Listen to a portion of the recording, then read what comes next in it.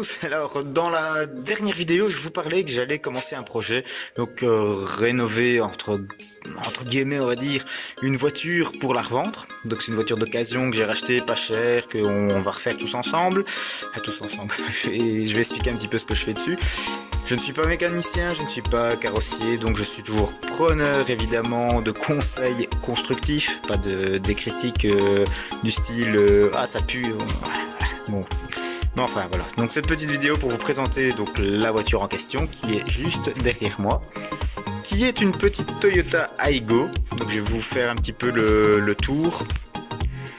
Donc voici la voiture, c'est une Toyota Aygo de 2011 je pense, que j'ai racheté pas très cher et que on va refaire autant mécaniquement que carrosserie tous ensemble. Donc cette voiture pour l'instant ne démarre plus.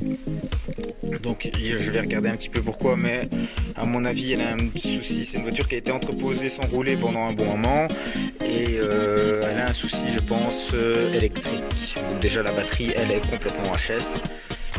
Mais bon voilà, enfin, je l'ai ramené ici en roulant, hein, donc bon, je m'en fais pas trop pour ça. Nous allons refaire également tout ce qui est petits dégâts carrosserie. Donc par exemple ici ça a frotté. Nous allons refaire évidemment toute la carrosserie, bien la nettoyer, bien rafraîchir tout ça.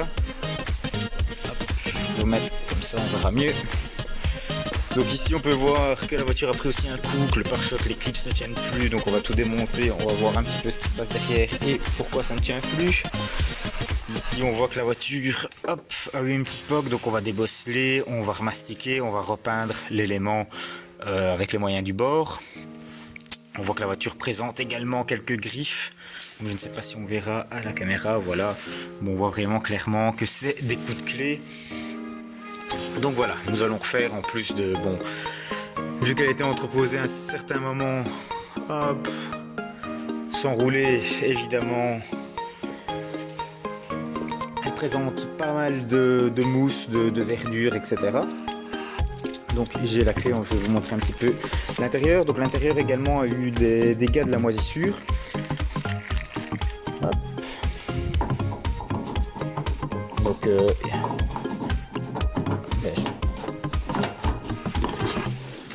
voilà. Donc on peut voir en fait qu'on a des traces de moisissure sur les sièges. Donc on va vraiment refaire tout ça proprement, tout nettoyer et faire ça correctement pour la passer au contrôle technique belge pour la vente. Donc il faut savoir que c'est une voiture qui n'a que 62 000 km, donc état mécanique, voilà, je m'en fais pas trop, elle a des soucis électroniques, à mon avis c'est plutôt des relais qui sont collés dû à la non-utilisation de la voiture, du véhicule. Donc nous allons en voir un petit peu, bon, remplacer par exemple les trucs cassés comme ici, pour dire d'avoir vraiment quelque chose de fini et de sympathique.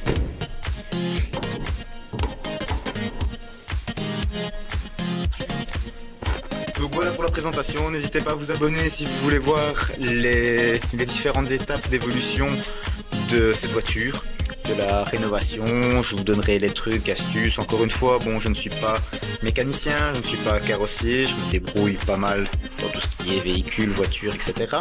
Donc nous allons également faire tout le tour au niveau mécanique, sécurité. Donc nous allons refaire les freins parce que la voiture a également un souci de frein. Donc nous allons remplacer tout ce qu'il faut remplacer. On va faire un gros entretien dessus, vidange, etc. Nous allons faire vraiment le tour de la mécanique pour que tout soit tip top, quoi. Le but étant de ne pas avoir de remarques ni de contre-visite à faire au contrôle technique belge qui est assez strict. Voilà, merci de m'avoir regardé, à bientôt.